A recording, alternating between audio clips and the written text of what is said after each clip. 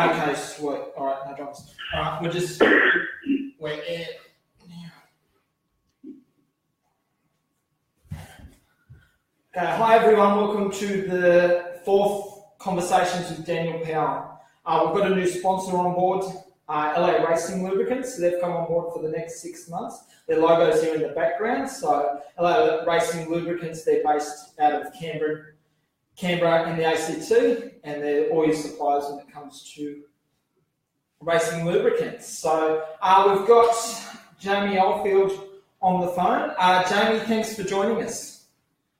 Thanks for having me. Okay, so first things first. I'll list off the classes that you have ran. So you've started in junior sedans, you've done AMCA Nationals, production sedans, street stocks, modified sedans, speed cars, 360 sprint cars, 410 sprint cars, super sedans, and late models. So I'm getting tired just reading that out.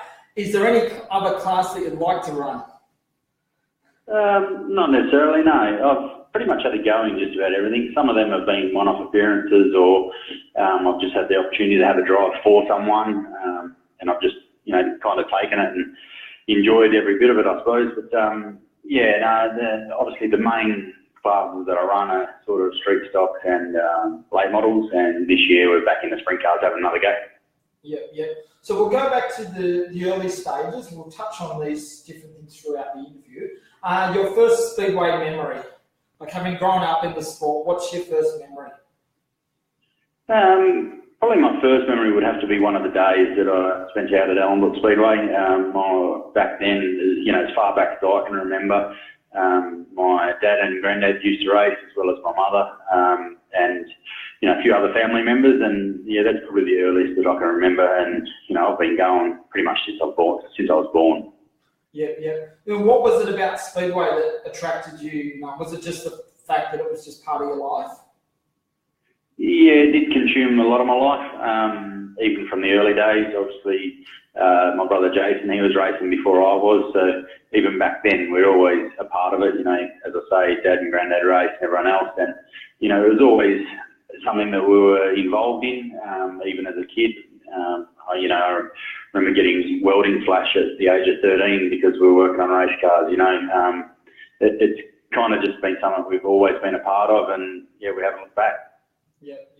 And one of your most well known for your exploits in late models and street stocks, but what is it about street stocks that keep you coming back for more? Probably the fact that it's such a competitive class nationally. I just really enjoy them, and I have from the first time I ran one. I think I was about 18 years old when I hopped in one that my younger brother Warren owned, and he gave me the opportunity to have a go in that. And ever since, the cars have been so close. You really have to drive the hell out of them, and obviously with technology, things have moved forward, and you can have a bit better car than the next guy, more than what you could back then. But they're just, as I say, they're really competitive. You just keep going back to them for the fun of it. And if you're not racing and if you're not having fun while you're doing it, there's no point doing it. And every time I get in one, I have fun. Yeah, and that's why you keep doing it. So you've won 2 Australian titles in street stocks. Obviously, a few that have got away from you. You've won 9 Brian Roses, the most recent being this season, last month's one. Yeah, that's right. Yeah. Got that 9. Yeah, and what's been 2005 at Bunbury Speedway? You created history by having all your 2 siblings, or 2 of them, on the podium with you. So you won, Jason was second, and Warren was third. What do you remember about that day, or that night, that weekend? Gee, that's a memory that will be burned in my brain for the rest of my life. I think I can remember just about everything that happened that day, every conversation. I had an almost perfect run. Didn't have anything go wrong all weekend. Jason had a couple of small issues. Warren had some rather large issues with his car and his behaviour at the time. But at the end of the night, we all, as I say, I had a perfect run even from the front of the feature. I just led from start to finish, and at the end of it, Jason crept his way through, and Warren, got there in the end. But yeah, no, I can remember the whole weekend pretty much. It was one of the biggest weekends that I've ever had in racing, and one of the most enjoyable. But yeah, it's definitely a memory that will stick around forever. So what were your emotions once you won the title, but then to know that your two brothers were on the podium with you, did that just make it even more special, the fact, well, look what we've just achieved?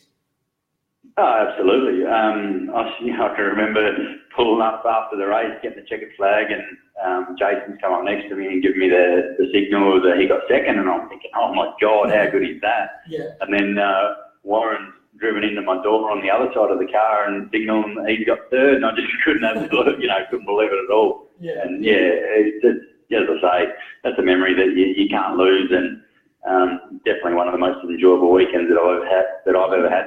Yeah, then we fast forward a couple of years later to 2010 at Ellenbrook Speedway. It was your home track. You certainly did it the hard way on this occasion. Weren't you still putting the car together at practice?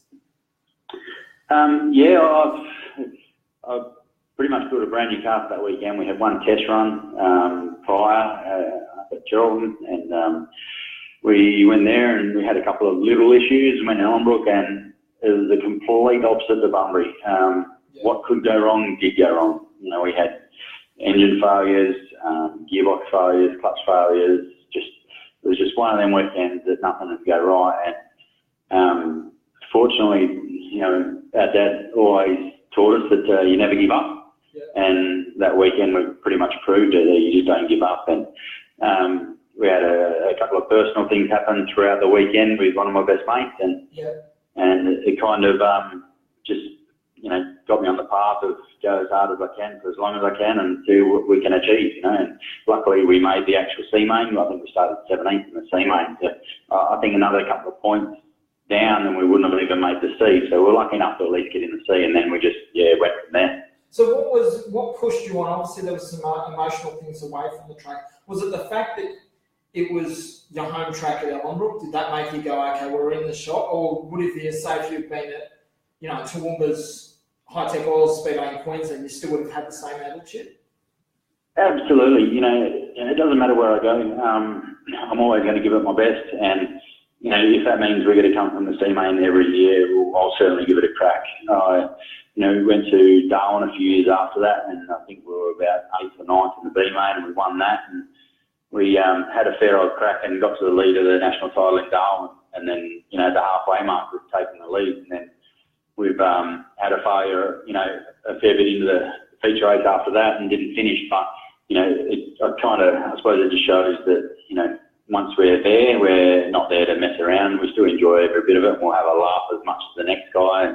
But when it comes to putting the helmet on and getting in the car, it's all serious, and you just go as hard as you can. Yeah. So with the C main back to 2010, did you know when you were in the C main as you had a good car? Because you won the C main, or did you run second? I'm trying to remember.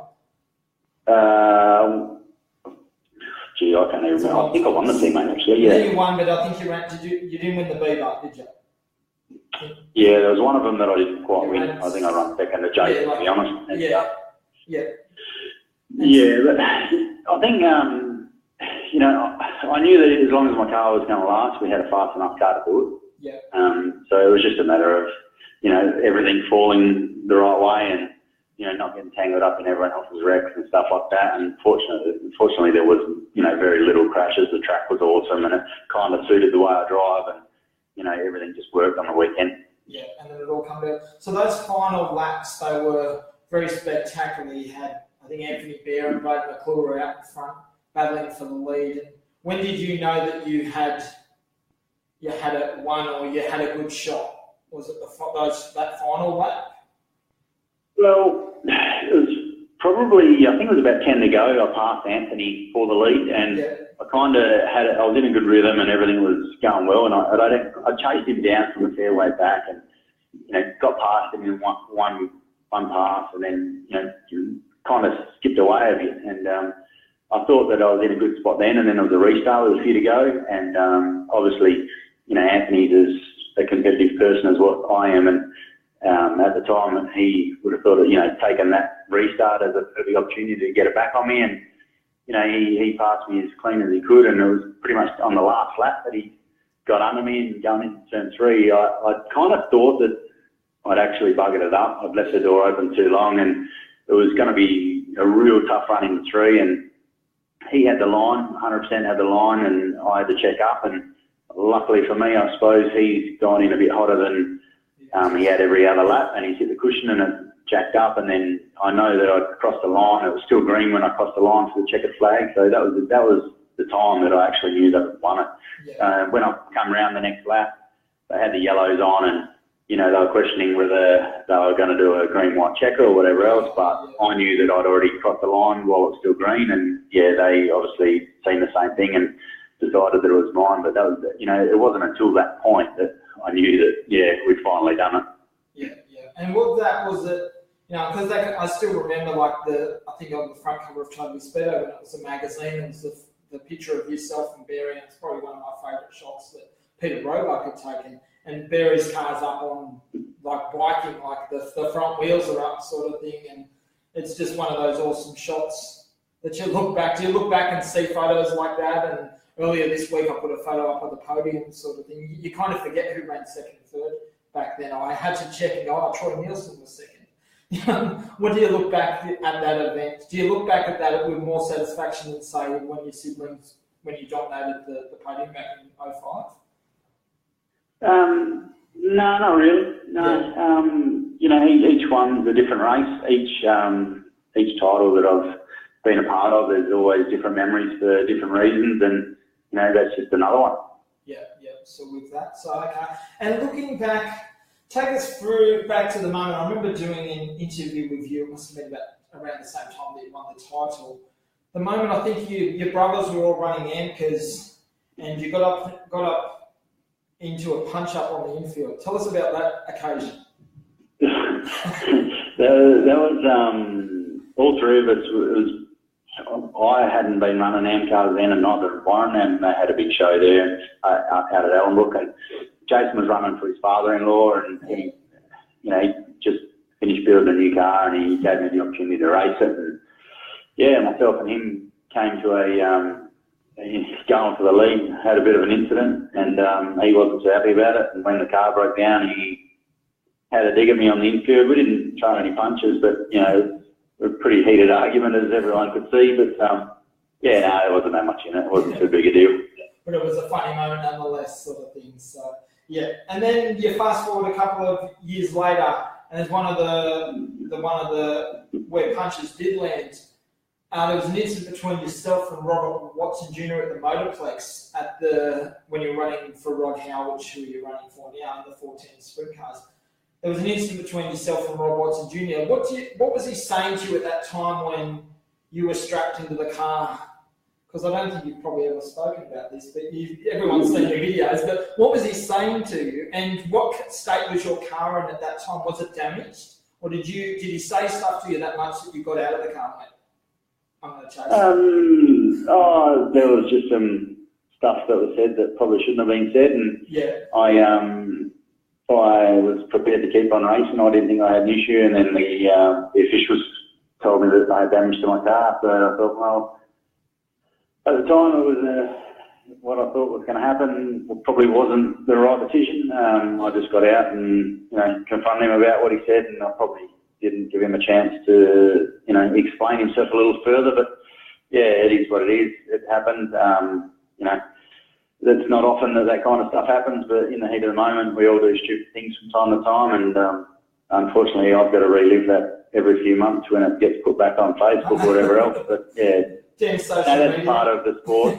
When you're that passionate about what you do, and you're that committed to everything that you put into the sport, you just you got to take the good times with the bad. And I've certainly had my fair share of good times, and I've been through a few bad times, so you just deal with it. Yeah, and it's kind of like the football field, kind of like what happens on the track, or even though it was on the infield, kind of stays there, sort of thing in a way, or.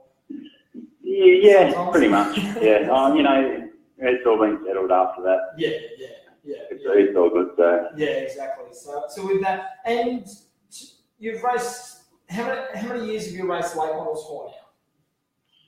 I think I've done 10 years? 5, maybe 6 seasons. Okay, seasons. Yeah. I gave up with the speed car that I'd ran. I'd ran that for 5 years, I think it was, or maybe 6 years. And I'd given up on that, and I put a year into just helping Warren with his late model. Warren first got into late models, and then I was lucky enough to receive a call from Alan Rylander and said, you know, if you want to have a go, I've got a car here, you could just run it. So I just went and done that for a year and didn't have the results that, you know, I was kind of hoping to have. As, you know, my preparation is normally pretty good with our cars, and we'd rather just, you know, be at the top and finish races every week. And we had a pretty average year. I think we finished one feature race that whole year, and I decided to go out and buy my own late model for the following year and, you know, put a bit of work into that. And we had a good season, and then we just went from there, and we just I've continued doing it and had a few different cars across the time. And, you know, I'd still be doing it now, but I've decided to take a slightly different path for a bit of a challenge. Yeah. So what is it about late models that you love? Because, you know, both of your brothers, you know, Jason and Warren, they certainly, the three of you, you know, I remember seeing you, so it must have been your first visit to Parramatta City Raceway here in Sydney, and I remember you racing the late. I think all three of us were racing that weekend. But just is it just the brutal nature of a late model? Is that what you like about it, or all three of us? Yeah, they're a beast. They kind of like a street stock in a way that you have to actually be pretty aggressive with them at times. Yeah. Especially if the track's fast, you need to be up on the wheel and, you know, just, you know, put in a fair bit of physical work as well as, you know, continually strive to head towards the front. But, you know, you get into other cars, for example, sprint cars, you know, you got to be a lot more gentle with the steering wheel, and, you know, you got to have a lot more finesse to your driving style, whereas the late models, you just got to have a go. I suppose if you have a go, you're going to be towards the front. Yeah, that's what you did. What do you count as your fondest, mate? Because you finished runner-up twice in 2 Australian titles. I think one was at Parramatta when Steve Francis, you ran second to him. Yeah, that was a great result for me. You know, I built that car myself. It was a master build, and, you know, to run second to Steve, and it wasn't, you know, we didn't get a beat, we were only just behind him, and I felt that we were fast enough to be there, and if he only had to make one mistake, which obviously he doesn't do, if he had made that one mistake, we would have been in with a shot, you know. And, you know, we were heading back and forward from second to fourth at times through the restarts. They were doing the double file restart deal, and I think 2 of the restarts I got screwed on, and, you know, got caught on the bottom and headed backwards, and then the next couple of restarts I was lucky enough to be on the top and move forward. You know, it was just one of them races that it was probably one of my favourite late model races, where I actually had a lot of fun in it as well as getting a result. Yeah.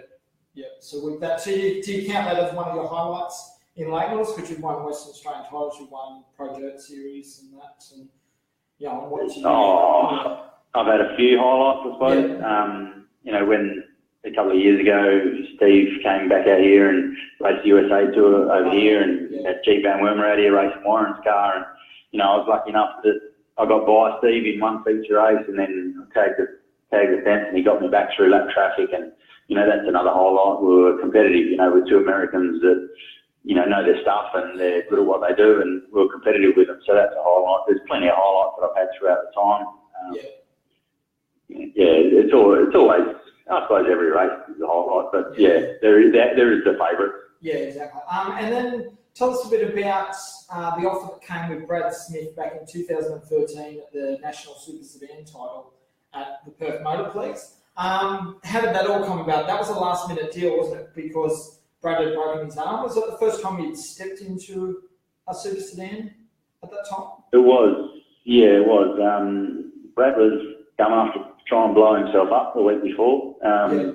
Pretty much everything had been organised, so he was coming over and he was going to race the title, but he'd damaged himself trying to repair a fuel tank or something, and he gave me a call and said, look, hey, you know, I'd never actually spoken to Brad Smith before, and he just offered the ride. He said, I'll have a go in practice, and if I can't do it, do you want to have a go? And I took a year to practice, and he luckily luckily for me, I should say, he couldn't even get through Scrutineering. So he was a bit sore and couldn't drive it at all. So I got the chance, and we went out for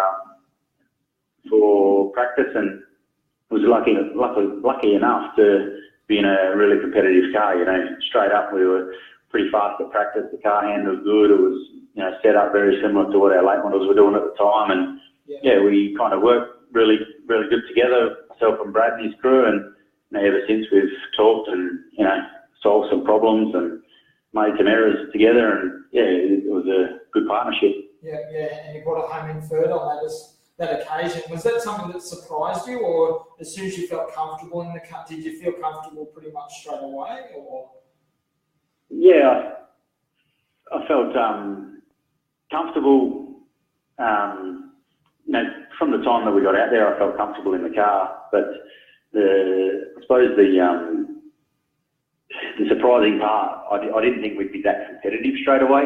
Yeah. But when normally when you're comfortable in the car and you can get it around, you're going to have a chance at being towards the front. And we got towards the front, and we led for a fair while of the feature, but unfortunately the track didn't quite suit what we were doing, and we headed backwards for the last sort of 10 to 15 laps of the race. But it was still good to get a result in something that we'd never really had a go at before. Yeah. What does it take in terms of the difference between driving a late model to the Super? Is there any similarities in terms of driving and what it takes to drive them?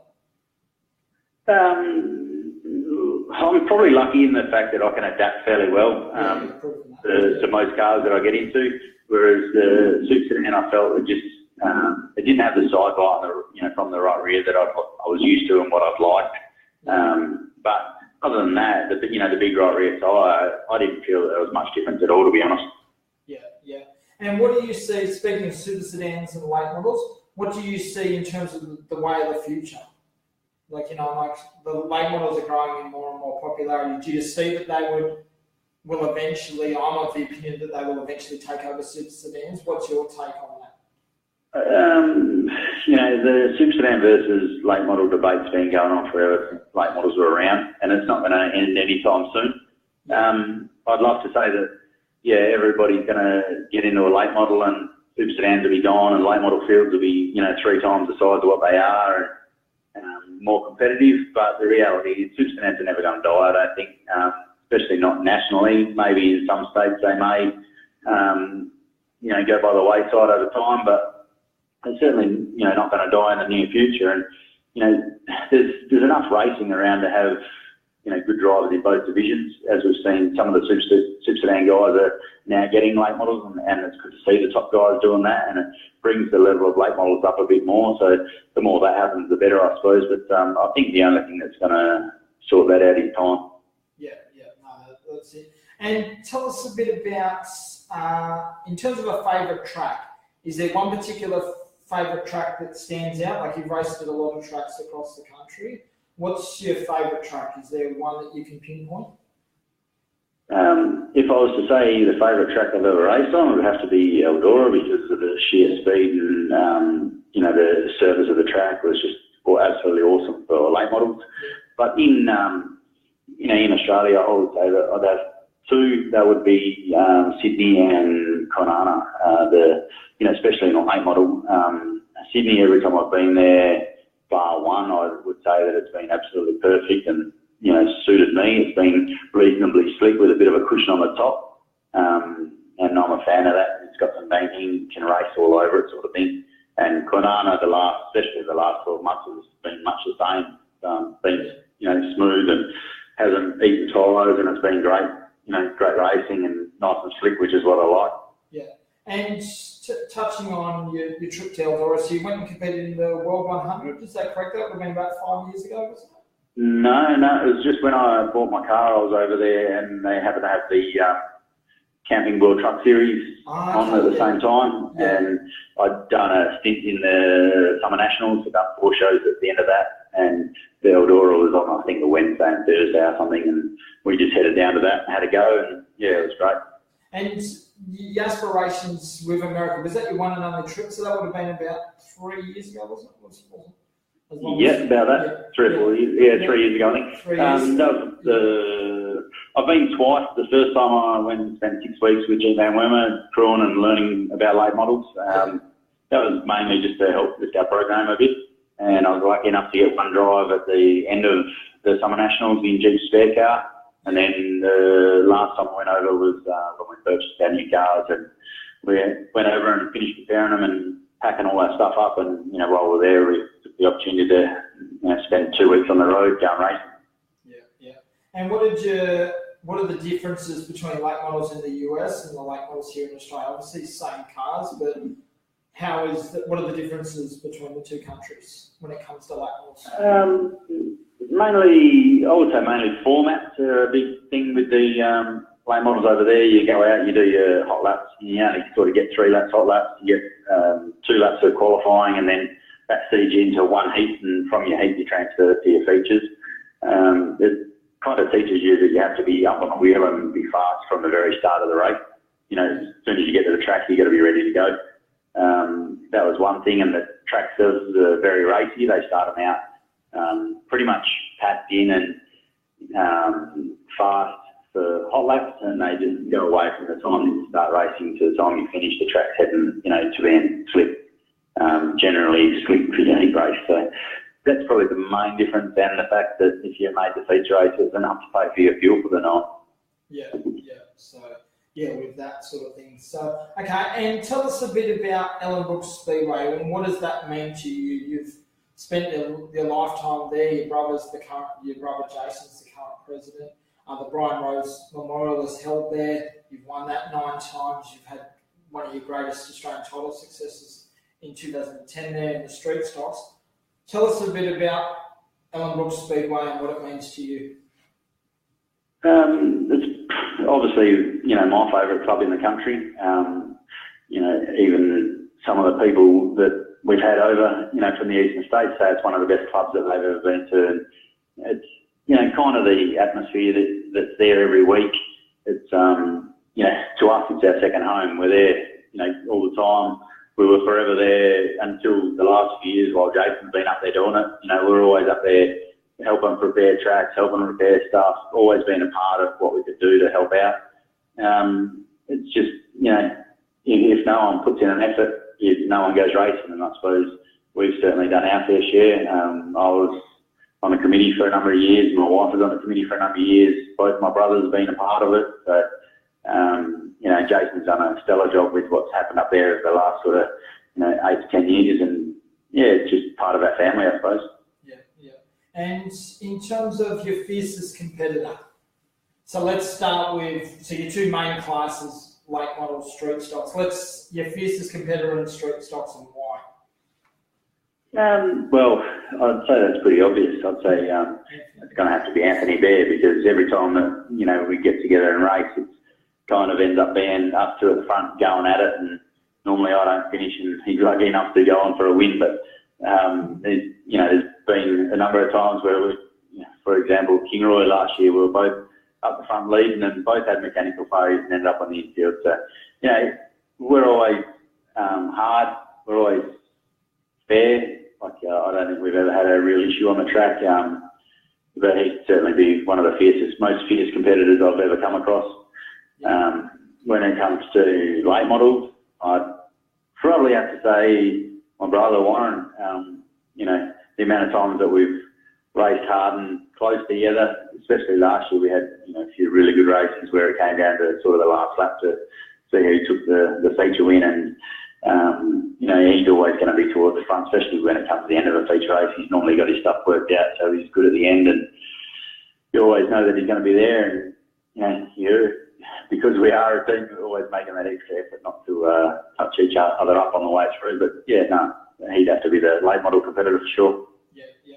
And going back to Barry sort of thing in the street stocks, there's no love lost between us, but is there a mutual respect there? Obviously, isn't there?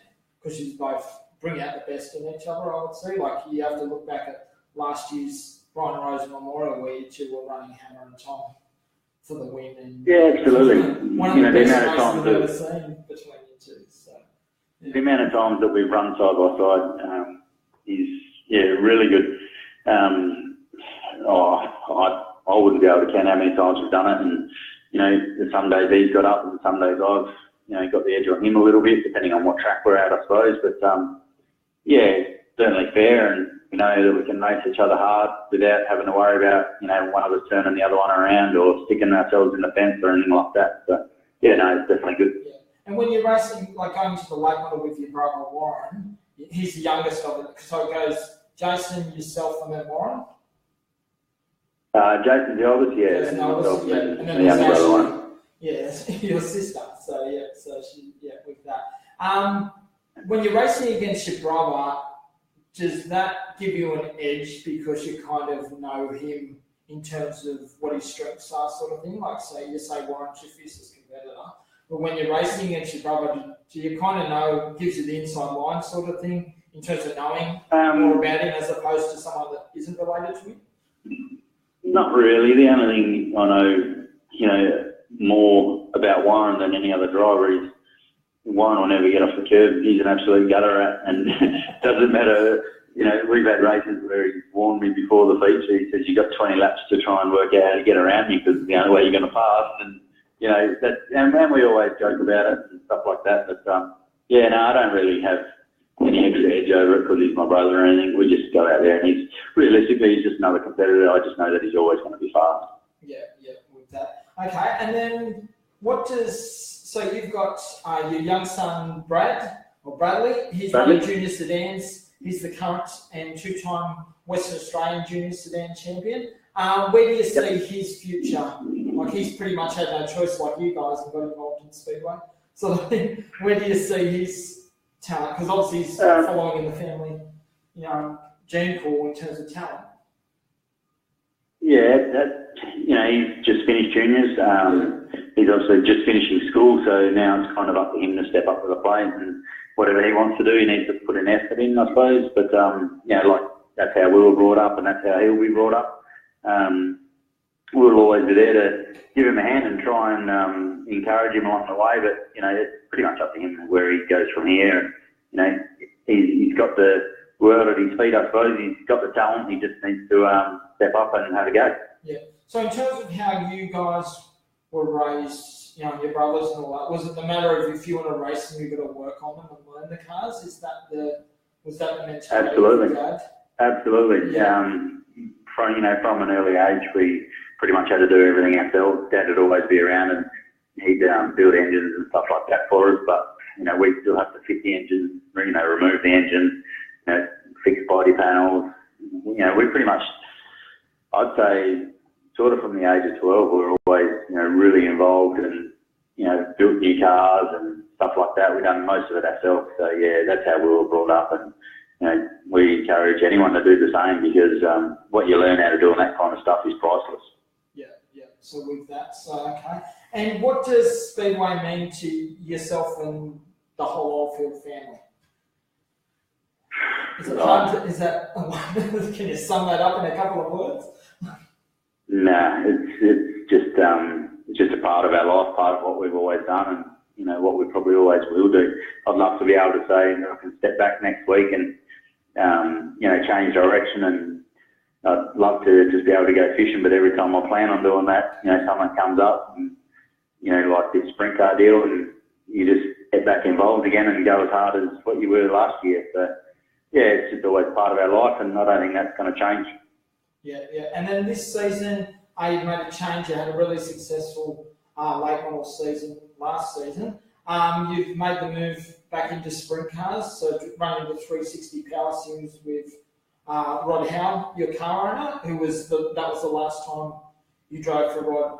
It was the last time you raced a sprint car, wasn't it? A couple of years ago, wasn't it? Yeah, certainly. This time he's actually asked me a few times over the last few years if we want to have another go, and I've always, at some point, and it's never really been a rush or anything like that. But this year he's come up and sorted out a deal, and we've got a couple of cars on the go and a couple of engines on the go, and we've just started with the 360 2 weeks ago down Brook, and then this weekend we're up at Barra for the Bonza Bradford Memorial, and we'll see how we go with that. And then I think the next 2 weeks or something will be in the 360, and then sort of towards the end of November, I would anticipate we'll be putting the 410 in to start running, a few more races and the bigger races around Kwinana, and we'll just play, meeting by meeting, and we haven't got the biggest budget for a sprint car team, that's for sure, and we'll just do our best with what we got, and it's a bit more of a challenge for myself to, last time I kind of let myself down a bit in the fact that I didn't prepare myself properly, and, we didn't have the greatest equipment, and we were just out there having a bit of fun and, getting a bit of experience doing it, but this time, we're definitely not going to be, towards the front of the field, but I'd like to say that we'd at least be sort of in the middle and be competitive on any given night. Yeah. And what's, obviously, you started the 360 Power Series a fortnight ago on home soil, got sped out and brought it home in third place. You must have been happy with that start to get it on the podium first up? Yeah, absolutely. It was only a small field. I think we had 12 cars or something, and I said before, I looked at the list and I said to Warren, I'd be happy if I don't come last, and that was a realistic achievement. And I would have, liked to have been in the top half of the field, but I didn't anticipate a podium, and we got lucky with a couple of other cars, messing up and spinning out and stuff like that. But we were, at the end of the race, we were there, and we, I suppose we were still semi-competitive. We've got a bit of work to do to get towards the front a bit further, but we were there, and we'll keep on cracking. Yeah. In terms of the state of sprint car racing in Western Australia, it's in a bit of a lull at the moment. What's your opinion on that, Jamie, in terms of the state of sprint cars in Western Australia?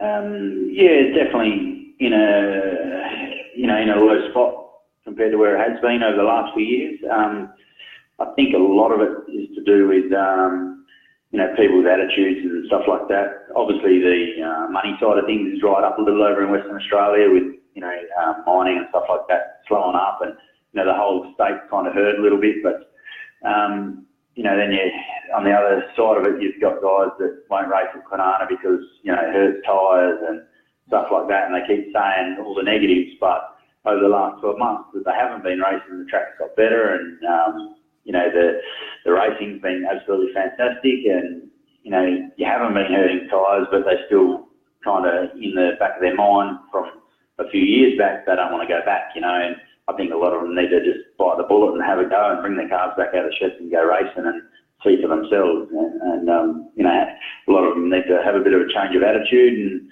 think positive, and I think the only way the sport will grow is if we all work together and think positive, and hopefully sooner rather than later that starts to happen. And working together in Speedway, that's easier said than done, isn't it? So, absolutely. And one final question that we got here, Jamie. What are your thoughts on the current state of Speedway across the nation, and where can it be improved? So it's a loaded question, just to finish up. Yeah, well, the current state of Speedway, unfortunately I don't get to do a lot of racing on the East Coast, so I don't see how they're travelling over there. Over here we're definitely down in numbers across the board, apart from lane models, I think, where they've been lucky enough just to sustain where they're at. As I say, that a lot of that would be due to finances throughout the state. I would say overall, Speedway's not in a real bad spot, but as I said, some people need to think positive, talk positive, try and work together, I suppose, and put our sport in the limelight a bit more. Encourage people to come to the Speedway and have a look, and, people that haven't been, try and organise to get them there, just try and grow the sport in general, because, we're all part of a wonderful sport, and I guarantee every one of your listeners, today, they've all been to the Speedway, or they like Speedway, and, they're the kind of people that we need out encouraging new people to come to the Speedway and enjoy it as well. And hopefully, we can get numbers to grow in divisions again, and that's another thing as well. The divisions themselves, there's too many of the bloody things. Cull half of them and build divisions bigger, so there's more cars in each race, and there's more of a spectacle for them new people to come and enjoy. And the Motorplex is doing some new stuff this year with some Powerpalooza shows where they're joining drag and Speedway and burnout and everything together all on one night. So they're joining up all the crowds to So some people who go to the drags and don't watch Speedway, they get to see a bit of the Speedway, and it might encourage them to come back the following week. And that's probably more of the stuff that we need to do, day to day around the country, and hopefully it brings the Speedway side of things forward, and hopefully it brings our sport to a new level. Yeah. And also leading on with that question, when it comes to street stocks, there was a controversial post put up during the week from someone that in regards to the cost with street stocks. They say that it's $40,000 spent on street stocks. Like, is that a fair assumption, or what was? No, it's not. It's just what that is there's morons in this sport, unfortunately, that try and drag it backwards at every opportunity they get. Yeah. It's not realistic. They would know that themselves. It's not realistic, but they like to shift it. I think what you'll find is majority of street stocks are sort of between $8,000 and $15,000 for a good one. Some people pay more for them to do nothing on their car other than get someone else to build it from scratch, and that's entirely their business. And if they want to do that because they're out earning money, doing their own job, good luck to them. If they want to have the nicest, flashiest car out there, good luck to them. If you want to go and build one yourself and be competitive, good luck to you. So, I think there's just, as I say, there's just people out there that do more damage to the sport and, sit back and don't do anything for the sport that's good. And, unfortunately, then people hurt our sport more than anything. Yeah, it's kind of, eating our own in a way sort of thing sometimes. So, when Absolutely. It comes to Speedway, so that's cool. All right, Jamie, well, thank you very much. We've had a lot of viewers and engagement here, and we've had on average about 50 people watching it live throughout the last 40 minutes. So, Jamie, thank you very much for your time. I regard you as one of the most versatile Speedway racers in the country, and good luck for the season ahead, and certainly flying the Oldfield name. No worries. Speedway. Thank you very much for having me. Okay, cheers.